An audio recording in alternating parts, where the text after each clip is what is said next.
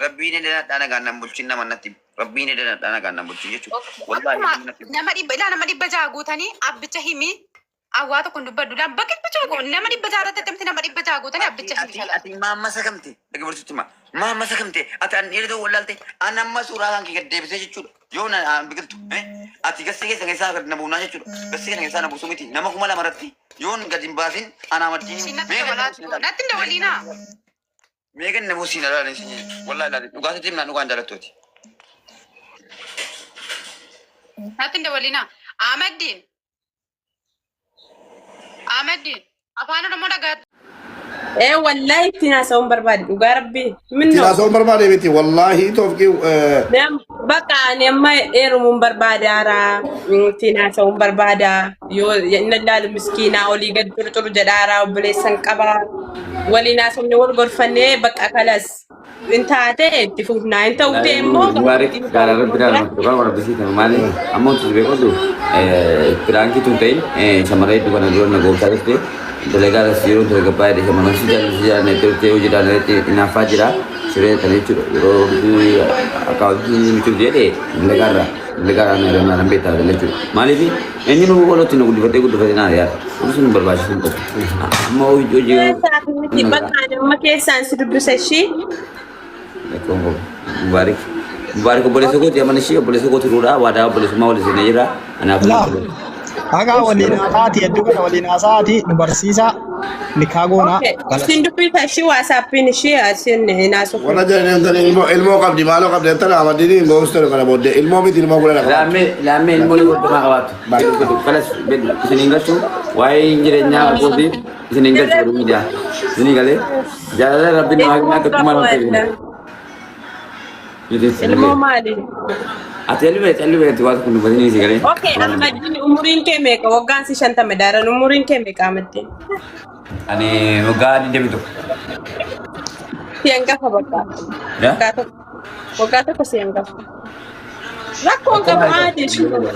Ma mushkila. Rakon abra ke bolti ma bolti ko rakon ko mali fi asile ko fa wadu chimu. Ati nama kayo ta mana gudda ba nama de dambale sulu sigale. Amalle jira no fonne.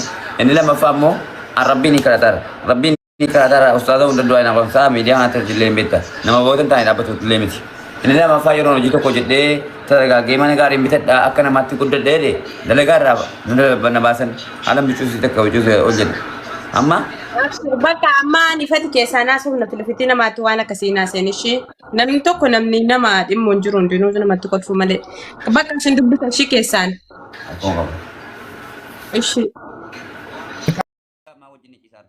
nama lama tu anda rafi tidak terus tenar unggatnya ofratne asuman selalu ala nabi nanya nabi ne setiap taatu ni kasih nanti tenar tenar unggatnya jadi dengan mucayo ku naraman dalam tujuan ni jadi seminggu nanti na ekiti mana kana nangkap sim nabi yesus pun asura rawa me kama video na ora bani objela kapan jadi cud ustadam zara faran mana jadi ustadam zaman jadi mereka sini sikap de malif ke sembawan nak kaji sini malif ke sembawan ni sana nanya na naraman berbadu bernama kodis Ustaz Samsammo.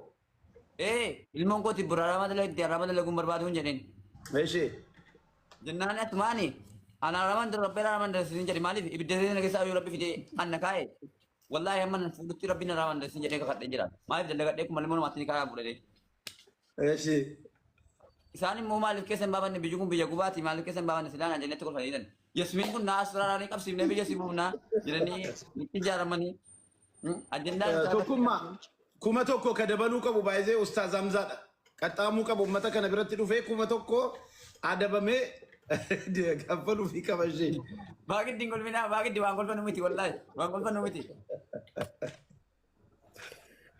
Eji Yasmin.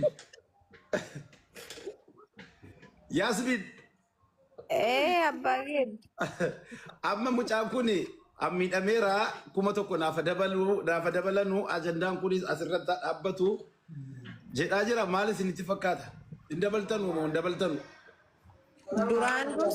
duraan dursa abbaa giddi paaspoortii kana natti hin kennanne an harkaa hin banne akkasima እሺ miti erga intalaa wal loltii miti kan paaspoortii kan kootiin beeke kaan nagannagee viidiyoo na waraabdanii iccitii mana keenyaa gadi baattee dubbannaa qabdu jennes paaspoortii nattiin kennanne an harkaa hin banne tokkummaa akkasii miti. Ani waan inni mana kiyya dhufee mana kiyya jiruuf mucayyoonis mana kiyya jirtuuf mana kiyyatti waan kun raawwatameef akka nama tokko mucayyoo irraallee gaafadhee fuudheefi malee nattiin kennanne gizee jirru walitti kennanullee ani hin argine keessan jiru jechuudha paaspoortii kana. Isaa badee guyyaa tokkoon boodaan dhaga'uun paaspoortii kana eega dhabamee taaksii shaarjaa nageessii paaspoortiin nagee barbaaddadha jechuu irratti kan hin dhagayan paaspoortiin Ahmadiin akka badeeyyuu jechuudha. Amma Yaasmiin mucaan kun mana kan kee galee gaafa bultii afuraffaa irratti paaspoortii intala kanatti kenne. Akka inni jedhu. Intalli kun immoo paaspoortii fudhattee borumtan haleellaa hamaa irra geessiftee jirti.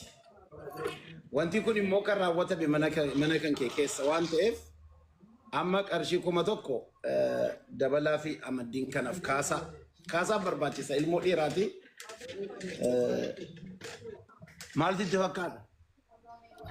Kaasaa gaa ustaazna dabalan ustaazatti maaqa. Agan danda'u itti laafne hin baasdu meegeesseeni taaksii shaarjaarra fuudhee zooree argeenni taaksii ajumaan irra geesseeni bakki hin geessinin jiru chaansiisaa ta'e osoo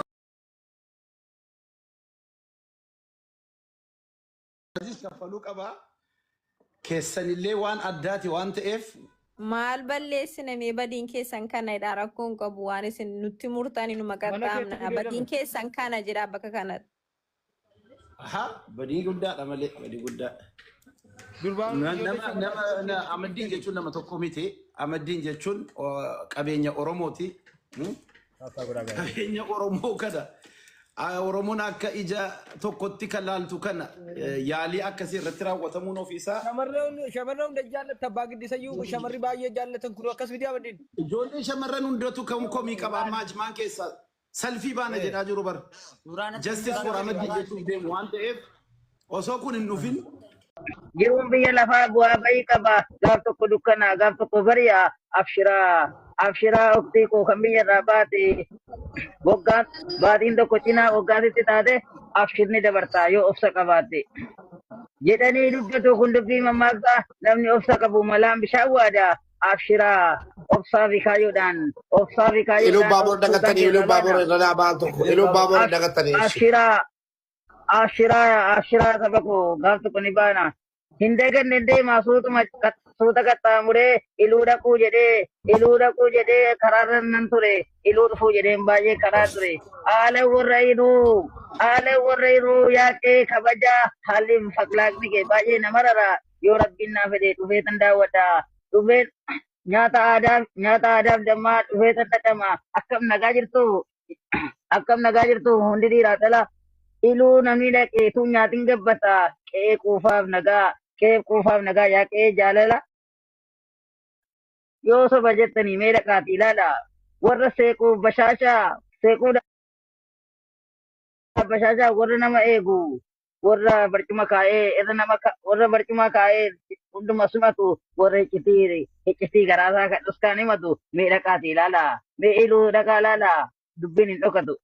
Ammas hin deebi'aa gara biyya keessaa bakka itti geessan ijoollee jimmaa keenya bakka itti geessanii warra shanan gibee bakka keessan ta'e maaluma na dhibee tokkummaa jaalalaa warra walitti himatu iccitii garaasaa kan walitti himatu bakka itti geessanii keessan na dhukkuba.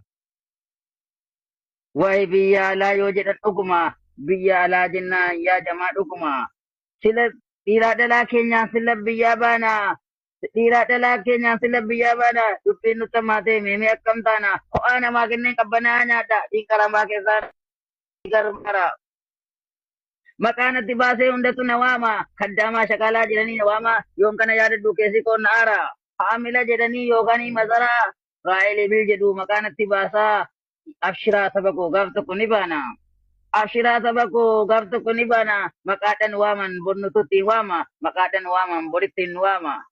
jecha kootii miti kun dubbii quraanaa inna ma'al usri yusra jechuudha ilaala inna ma'al usri yusra jechuudha ilaala bagatti geessanii baadiyyaa magaalaa bagatti geessanii hayyoonni islaamaa bagatti geessanii ulamaa baadiyyaa akan godhu dhabe anoosiniif iyya du'aayi naa gaddaa adiraa yaa biyya hawwiin kiyya guddaan tokkummaa islaamaa biyya keenya irratti tokko taanee daanna akkuma ilma namaa biyya keenya soomna gammadee adeemeen biyya kan koo oola ayyoo fi abboo koo taa'eetan daawwadha du'aayi naa gaddaa hadhaa walaloo koo asittan dhaabbadha du'aayi naa gaddaa isinin jaalladha yoon badii qabaadhe isin hundaa keessa afoona lillaahi hundumaa naa dhiisa.